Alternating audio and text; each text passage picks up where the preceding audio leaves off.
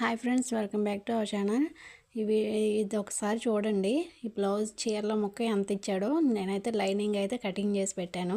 ఇక్కడైతే వన్ హ్యాండ్కి మాత్రం అంతలా వచ్చింది. వెనక పాటు ఎదర పాటు వేయగా ఇంకా వన్ హ్యాండ్కి మాత్రమే వచ్చింది. ఇంకో హ్యాండ్ ఎక్కడ తీయాలి చెప్పండి.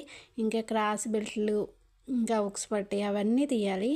చీరల ముక్కలు ఇంత తక్కువ ముక్కలు ఇస్తుంటే ఎలా సరిపెట్టాలి? ఇందులోనే మళ్ళీ క్రాస్ బెల్ట్ అవి తీయడానికి ఈ గ్యాప్ సరిపోద్ది. ఇంకో హ్యాండ్ అయితే ఎక్కడ తీయాలి చెప్పండి. మీరు మాత్రం ఇలా ఇస్తున్నాడు చీరల ముక్కలు, సిల్క్ చీరలు. అసలు 1 మీటర్, కనీసం 1 మీటర్ ఇస్తేనే కానీ సరిపోవు. ఇంకా లైనింగ్ అయితే వాళ్ళు 1 మీటర్ తీసుకుంటారు.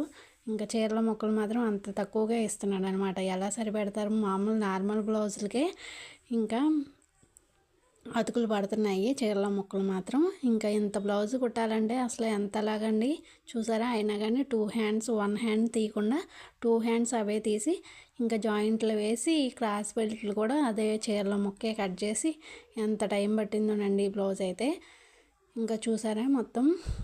ఇంకా అలా ఇది అందులోనూ పండగ సీజను, క్రిస్మస్కి ఖచ్చితంగా కావాలని అని చెప్పారు. ఇంకా దగ్గరలో 1 డేలో నిన్న పొద్దున్న ఇస్తే నిన్న ఈవినింగ్ కల్లా బ్లౌజ్ కావాలన్నారు. ఇది కాదు మళ్ళీ ఈ చీర, ఫాల్స్, ఇంకా డ్రెస్ కూడా పెడతాను.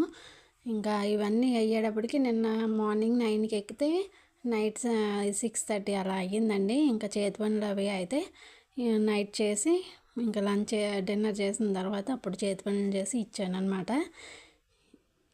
ఇలా ఇస్తున్నాడు. 1 మీటర్ కూడా ఇవ్వకుండా సిల్క్ చీరలు ఇంత పెద్ద బ్లౌజులకి కుట్టించుకునే వాళ్ళకైతే ఎలా సరిపోతాయండి. ఇలా ఉంటుంది టైలర్స్కి పరిస్థితి. ఇందులోనూ పండగ సీజన్లో ఇలాంటి బ్లౌజులు 2 వచ్చినాయి అంటే టైలర్స్కి తొందరగా తలనొప్పి మాత్రం వస్తుంది. ప్లీజ్ సబ్స్క్రైబ్ చేయడం మాత్రం మర్చిపోకండి. Thank you for watching.